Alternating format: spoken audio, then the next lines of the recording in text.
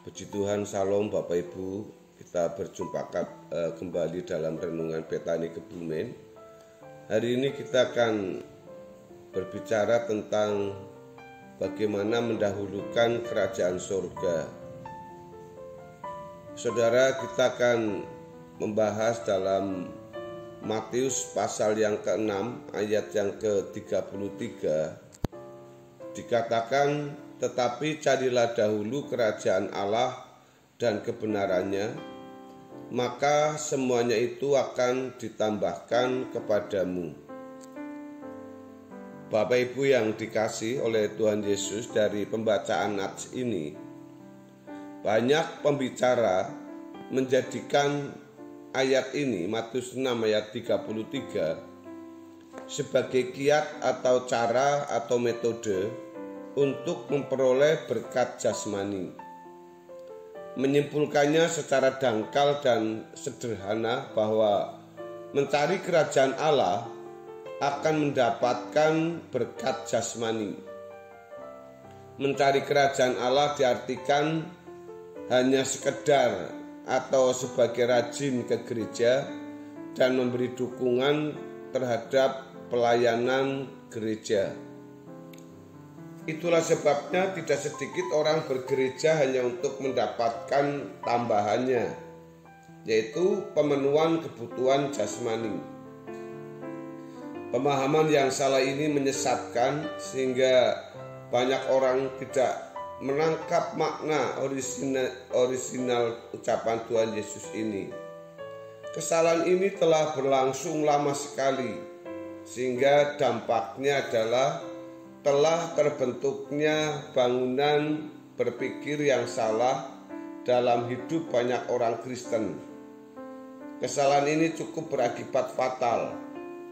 Saudara-saudara yang dikasihi oleh Tuhan Yesus Kristus, untuk memahami makna orisinal ayat ini, harus terlebih dahulu melihat konteks di mana ayat ini terletak.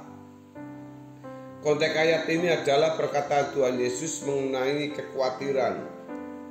Tuhan mengajarkan agar orang percaya tidak boleh memiliki kekhawatiran yang negatif, sehingga usaha memenuhi kebutuhan jasmani mengalahkan atau melampaui panggilan untuk mengumpulkan harta di surga, mempertajam pengertian, mengenal kebenaran, dan mengabdi kepada Tuhan.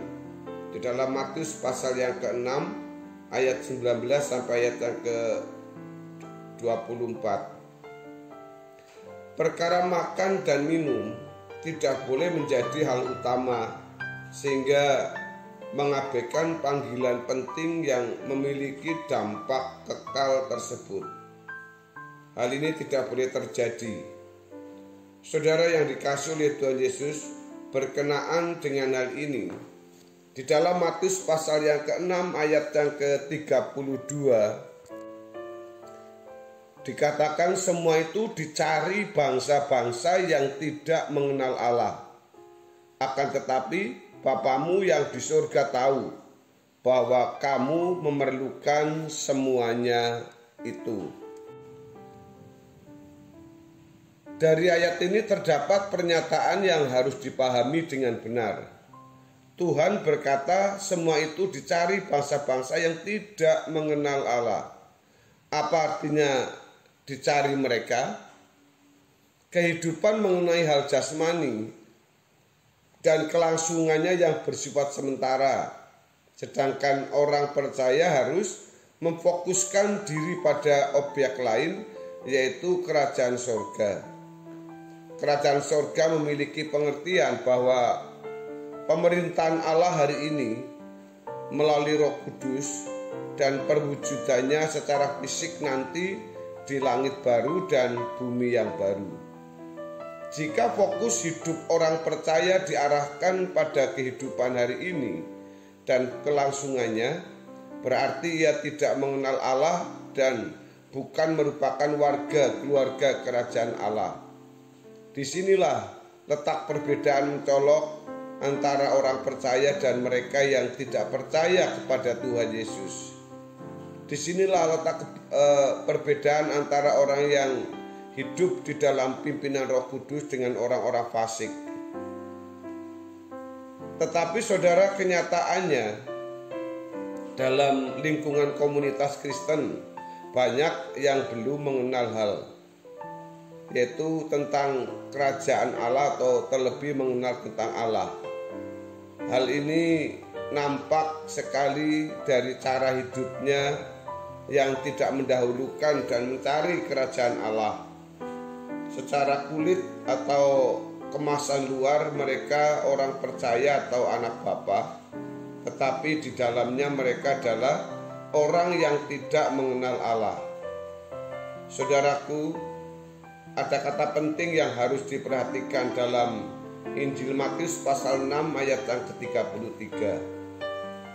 Tetapi carilah dahulu kerajaan Allah dan kebenarannya, maka semuanya itu akan ditambahkan kepadamu. Kata carilah dalam teks aslinya adalah berkata tentang CTT. Kata CTT ini berasal dari akar kata tentang seteo, yang berarti seek, look for, search for, investigate, examine, yaitu tentang mencari, menyelidiki, memeriksa, dan mempertimbangkan. Lalu juga ada kata disengaja, lalu juga disebutkan tentang mencoba untuk mendapatkan atau keinginan untuk memiliki. Bahkan dikatakan ada strive for, maksudnya itu tentang berjuang untuk sesuatu tujuan. Lalu juga disebut tentang carilah itu tentang mengarah kepada sesuatu. Bahkan kata mencari itu artinya menuntut. Banyak sekali dari pernyataan ini yang kita bisa lihat dari pernyataan ini.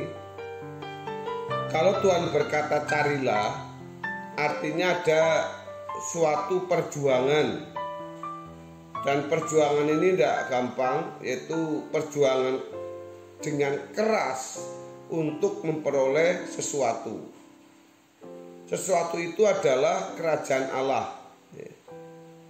Dan bukan cuma kerajaan Allah saja, tetapi kerajaan Allah dan kebenarannya. Saudara, kebenaran dalam teks ini adalah dikaiosune, yang artinya adalah kebenaran yang bertalian dengan tingkah laku, baik yang kelihatan maupun yang tidak kelihatan.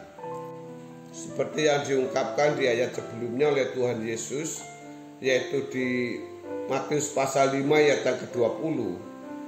Maka aku berkata kepadamu, jika hidup keagamaanmu tidak lebih benar daripada hidup keagamaan ahli Taurat dan orang-orang Farisi, sesungguhnya kamu tidak akan masuk ke dalam kerajaan surga.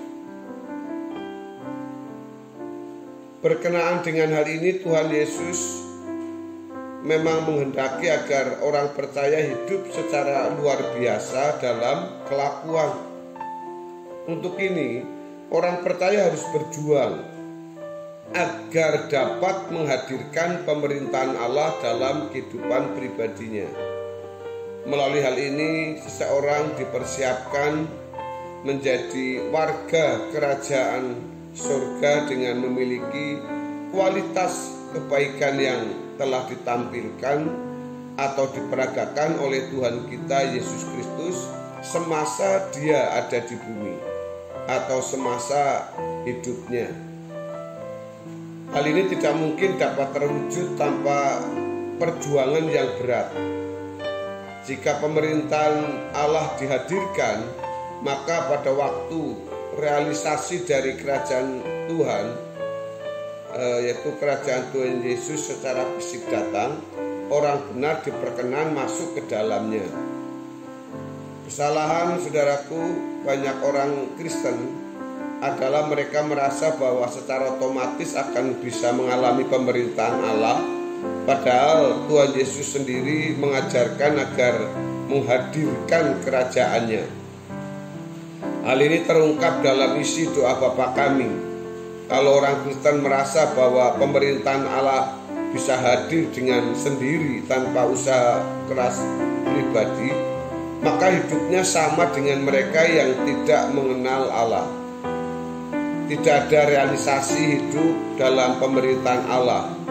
Ini berarti keselamatan tidak terjadi dalam kehidupan orang itu. Dengan hal ini kita dapati suatu pelajaran yang mahal, bahwa mencari dahulu kerajaan Allah dan kebenarannya sama dengan mengerjakan keselamatan dengan takut dan gentar, seperti yang dimaksudkan oleh Paulus di dalam suratnya, yaitu Filipi pasal 2 ayat yang ke-12. Orang yang tidak mendahulukan kerajaan Allah berarti tidak bersedia diselamatkan. Keselamatan di sini tidak tidak berkaitan langsung dengan masalah kehidupan jasmani. Dengan demikian, ketika Tuhan Yesus memanggil orang percaya untuk mencari kerajaan Allah dan kebenarannya, berarti orang percaya harus mulai meninggalkan dunia dengan segala kesenangannya. Bapak Ibu Saudara yang dikasihi oleh Tuhan Yesus, mari kita berjuang bersama untuk mendatangkan kerajaan Allah dalam kehidupan kita demi kekekalan di kehidupan kita nanti. Kiranya kebenaran firman Tuhan hari ini memberkati kita semua. Amin.